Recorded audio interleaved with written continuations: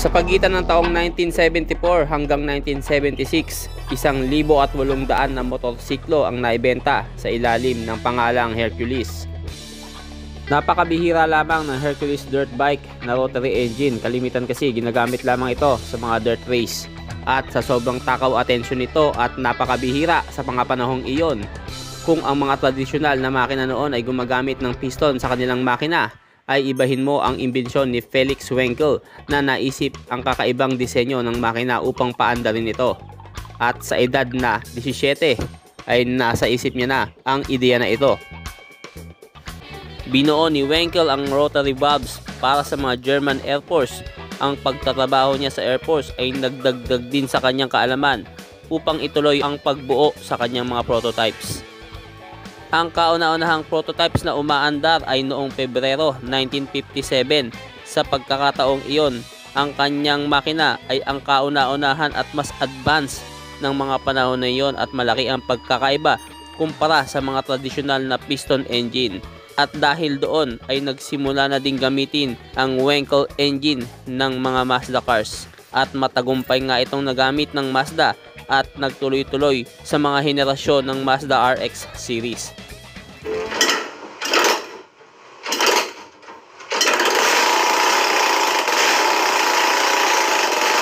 Kung titingnang maigi ang makina ni Wenkel ay ibang-iba ito sa mga tradisyonal na piston engine. Mapapansin nyo, mayroon niyang tatlong combustion cycle. Mayroon niyang air and fuel mixture, spark plug ignite system, at exhaust system. Simultaneously ay umiikot ito at sabay-sabay gumagana. Kukuha ng air fuel mixture papunta sa kanyang spark plug at pasasabugin naman ito at ang usok ay lalabas sa kanyang exhaust port.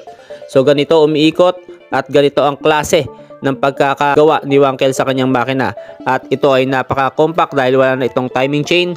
Wala din itong push rod kagaya ng mga piston engine. At dahil dyan, madaling patakbuhin, less vibration, at para ka nagpapatakbo ng isang automatic motorcycle.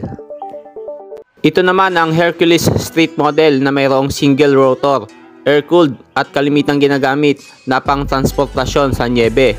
Ang street bike na ito ay gumagamit din ng 5-speed BMW gearbox. Ginamit din ito ng Suzuki at ito ay sa pagitan ng 1974 at 1976. Pero kalaunan ay pinalitan din nila ang disenyo nito at nagresulta nga sa unti-unting pagkamatay ng rotary engine.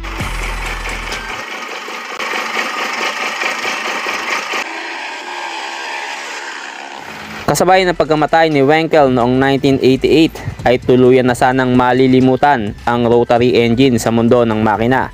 Subalit, bago ito tuluyang ibaon sa limot, ay nagbigay ito ng senyales na muling mabubuhay muli sa pamamagitan ng Mazda 787B. Ito ang Lemo 24/7 French race kung saan dito masusubukan ang tibay at tatag ng durability ng isang makina. June 23, 1991, Sunday, ito ay ang kamanghamanghang pagkapanalo ng Mazda 787B gamit ang Wenkel rotary engine.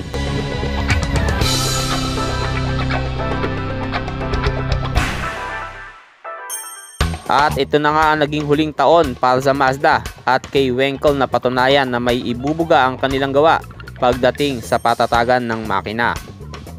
At bago pa tuluyang sarahan ng Mazda ang pinto ng rotary engine, ay nangako itong babalik gamit ang makabagong teknolohiya ng rotary engine. Hanggang sa muling pagkikita, paalam.